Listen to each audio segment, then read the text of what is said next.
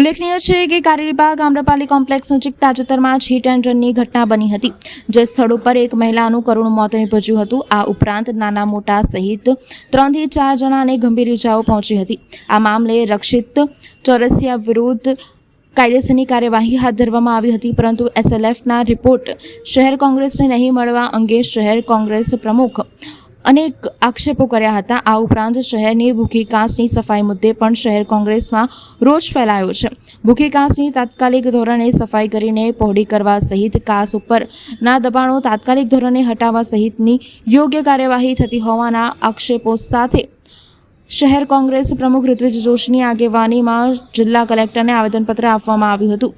શહેર કોંગ્રેસના કાર્યકર્તાઓ, અગ્રણીઓ તેમજ વિરોધ પક્ષના નેતા ચંદ્રકાંત શ્રીવાસ્તવ, પૂર્વ મંત્રી ભીખાભાઈ રબારી સહિત શહેર કોંગ્રેસ પ્રમુખ ઋત્વિજ જોશીએ કલેક્ટર કચેરી ખાતે પહોંચી ભાજપ હાય સહિત હિટ એન્ડ રનના કિસ્સાઓ આરોપી રક્ષિત ચોરસિયાની કડક સજા કરવામાં આવે તેવી માંગ કરી હતી અને કડક તપાસ ઝડપી બનાવવામાં આવે તેવી માંગ કરી હતી. શહેરમાં ગુનાખોરી વધી હોવાના આક્ષેપો સાથે રાજ્યના ગૃહમંત્રીના રાજીનામાની પણ ભારે સૂત્રોચ્ચાર સાથે માંગ કરી હતી અને જિલ્લા કલેક્ટરને આવેદન સુપરત કરવામાં આવ્યું હતું. વડોદરા શહેર કલેક્ટર કચેરી ખાતે કોંગ્રેસ પાર્ટી દ્વારા આવેદનપત્ર આપવામાં આવે છે.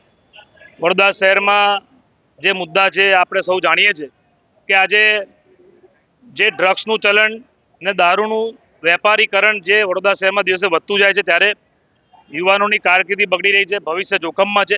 આજે એક નશાખોર યુવાન નીકળ્યો અને આજે આટલા લોકોને ટક્કર મારી, એમાં એક મહિલાએ જીવ ગુમાવ્યો, 7 લોકો ઇન્જર્ડ થઈ ગયા, દવાખાનામાં એડમિટ છે. ત્યારે એની સામે કડકમાં કડક સજા થાય, એવી સજા થાય કે વડોદરા શહેરમાં એક દાખલો ઊભો થવો જોઈએ કે કાલે ઉઠીને કોઈ ડ્રગ્સનું નશો કરનારને પણ ખબર પડે. અને આ ડ્રગ્સ આવે છે ક્યાંથી? આપણે આ પોલીસ જે તપાસ કરે છે હજુ સુધી એ અમને ખબર નથી પડી. જે ગાડીના માલિક હતા, જે બાજુમાં છોકરો બેઠો હતો, એ લોકો પર કેસ થાય છે કે નહીં? એ લોકોના બ્લડના સેમ્પલ લઈને તમે સરકારી લેબમાં મોકલ્યા, પ્રાઇવેટમાં મોકલ્યા, FSLનો રિપોર્ટ આવ્યો નથી. અમુક કલમો એવી છે મોટર વ્હીકલ એક્ટની જે આમાં લાગવી જોઈએ, એ લાગી નથી. એટલે આ બધા પ્રશ્નો છે જેને લઈને અમે અહીં આવ્યા હતા. એમાં ખાસ બીજો પ્રશ્ન છે ભૂખી કાંસનું રીરૂટનું કામ કોર્પોરેશનને જે ટેન્ડરિંગ કરીને જબરદસ્તી આ લોકો જે કરી રહ્યા છે, એમાં ભ્રષ્ટાચાર થઈ રહ્યો છે એવું લાગે છે. કારણ કે અગાઉ પણ અમે અમારા કાઉન્સિલરો ભેગા થઈને કોર્પોરેશનમાં રજૂઆત કરી, વિરોધ કર્યો સભામાં, તે છતાં આ લોકો આંખ આડે કાન કરે છે. તમે જુઓ કે ભૂખી કાંસ જે સામાન્ય નિઝામપુરામાં ભૂખી કાંસ એટલે નદી હતી, એને આ લોકોએ કાંસ બનાવી દીધી અને એની પર જે ગેરકાયદેસર દબાણો થયા છે, જેના કારણે પાણી વડોદરા શહેરમાં લોકોના ઘરોમાં જાય છે.